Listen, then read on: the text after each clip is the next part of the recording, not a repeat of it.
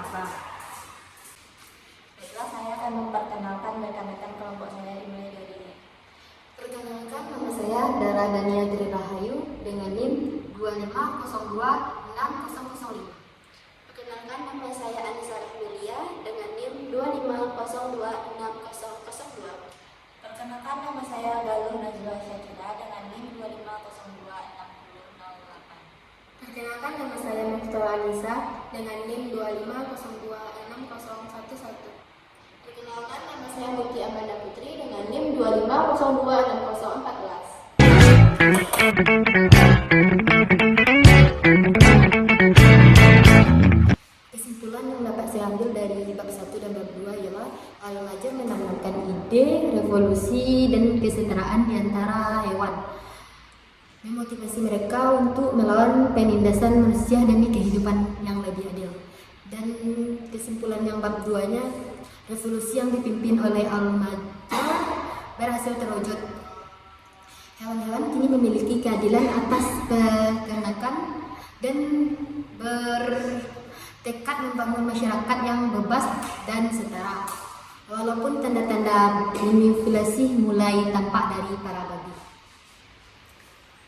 Baiklah, saya akan menjelaskan tentang bab 3 dan bab 4. Bab 3 ini menjelaskan tentang tantangan praktis yang dihadapi hewan dalam mengelola peternakan. Mereka berjuang dengan tugas-tugas seperti membaca dan menulis.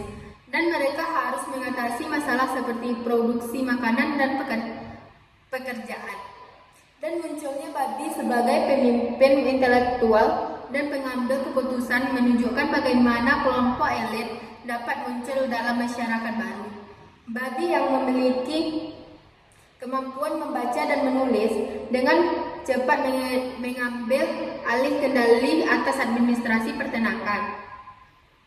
Perubahan bertahap dalam prinsip-prinsip hewan, seperti perubahan pada tujuan perintah, menunjukkan bagaimana ideologi dapat dimanipulasi dan disesuaikan untuk melayani kepentingan penguasa. Di bab 4 ini menjelaskan tentang pertempuran sapi. Di bab 4 ini menjelaskan tentang pertempuran sapi kandang adalah peristiwa penting yang memperkuat posisi Napoleon dan babi lainnya. Kemenangan ini digunakan untuk meningkatkan rasa kebanggaan dan persatuan antara hewan, tetapi juga untuk mengalihkan perhatian dari masalah internal. Snowball yang memimpin pertahanan dalam pertempuran kemudian difitnah oleh Napoleon dan babi lainnya. Hal ini menunjukkan bagaimana sejarah dapat ditulis ulang untuk melayani kepentingan penguasa. Di bab 6 lebih menyoroti tentang hidup-hidup hewan yang semakin sulit dan aturan yang diubah. Hewan-hewan bekerja lebih keras daripada sebelumnya dan hidup mereka semakin susah dan terus sulit. Untuk melegalkan ini, sekuler berubah salah satu perintah, yaitu yang awalnya perintahnya tidak boleh tidur di kasur menjadi tidak boleh tidur di kasur tanpa spray.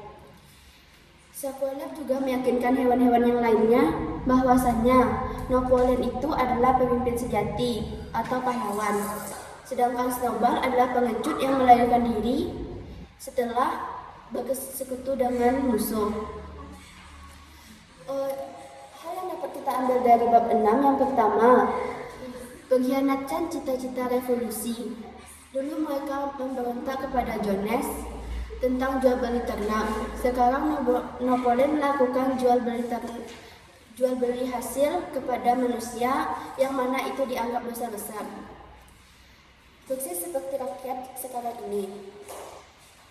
Para penjabat politik sudah melakukan korupsi dan melakukan hal-hal kotor lainnya, tapi mereka tetap mendukung para penjabat tersebut karena adanya propaganda.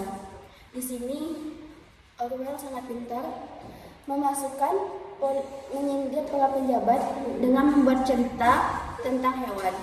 Semoga dalam bab 7 dan bab 8 kesimpulan yang dapat saya ambil adalah para babi semakin licik karena mereka hanya memikirkan kenyamanan mereka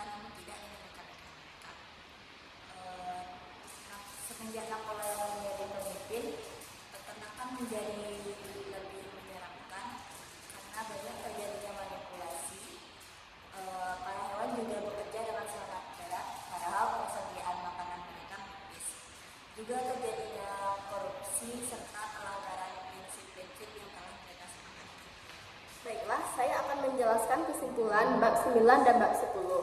Bab 9 dan bab 10 menandai klimaks dan akhirnya cerita, di mana idealisme revolusi binatang peternakan runtuh sepenuhnya menjadi tirani yang mirip dengan rezim manusia sebelumnya. Kedua bab ini menyempurnakan pesan dari Orwell, yaitu tentang kekuasaan korup. Dari semangat persatuan di awal buku, Animal Farm berubah menjadi distopia yang mana lemah, menderita, dan elit. Secara sastra, bab-bab ini kuat karena narasinya sederhana tapi mendalam, dengan alegori yang jelas.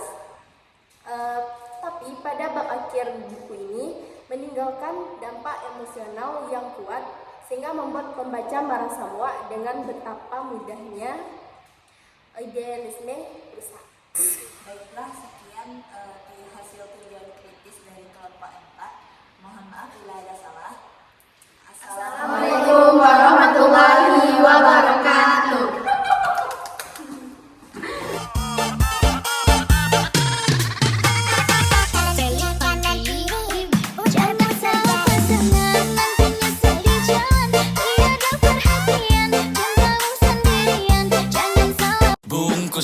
Bungkus aku dong. Bungkus, jangan. Papat. Ini